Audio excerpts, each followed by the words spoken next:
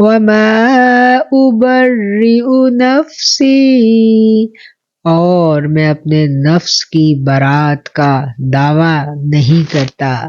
یہ ہے وہ آیت جس سے آغاز ہوتا ہے 13ویں پارے کا، اور 13ویں پارے کے اہم مضامین ہم دیکھتے ہیں۔ ابتدا میں ہی حضرت یوسف علیہ السلام کی پاک دامنی کا بیان ہے اور اعتراف ہے کہ نفس تو برائی پر ہی اکساتا ہے مگر جس پر اللہ تعالی رحم فرما دے۔ سیدنا یوسف علیہ السلام کی اپنے بھائیوں سے ملاقات اور انہیں معاف کر دینے کا قصہ۔ حضرت یعقوب علیہ السلام کی سنت ہر غم اور آزمائش میں اللہ تعالی سے ہی فریاد کرنا۔ انما اشکو بثی وحزنی الی اللہ۔ سورہ یوسف کا اہم ترین سبق، ہر آزمائش میں کامیابی کی کنجی صبر اور تقوی ہے۔ کائنات کی تخلیق، بادلوں کی گرج چمک، قدرت کی نشانیوں پر غور و فکر کی دعوت۔ اللہ تعالیٰ کسی قوم کی حالت تب تک نہیں بدلتا جب تک وہ خود اپنی حالت نہ بدل لے۔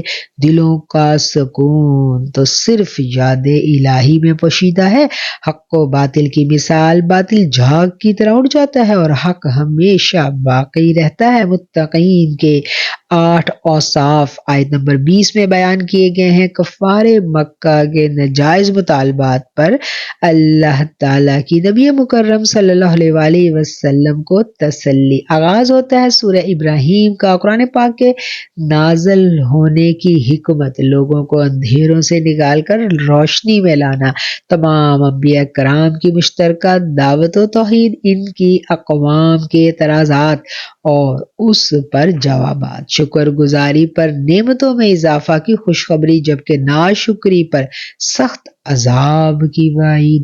کلمہ طیبہ پاکیزہ بات کی مثال ایک مضبوط درخت کی مانند اور کلمہ خبیثہ کی مثال بغیر جڑ کے پودے کی مانند۔ سیدنا ابراہیم علیہ السلام کی دعائیں جو انہوں نے مکہ مکرمہ کی آبادی کے لیے اور اپنی اولاد کے لیے مانگی تھیں، ظالموں کو دی گئی ڈھیل اور ان کے انجام بد کی خبریں بھی اسی سپارے میں ہم پڑھتے ہیں۔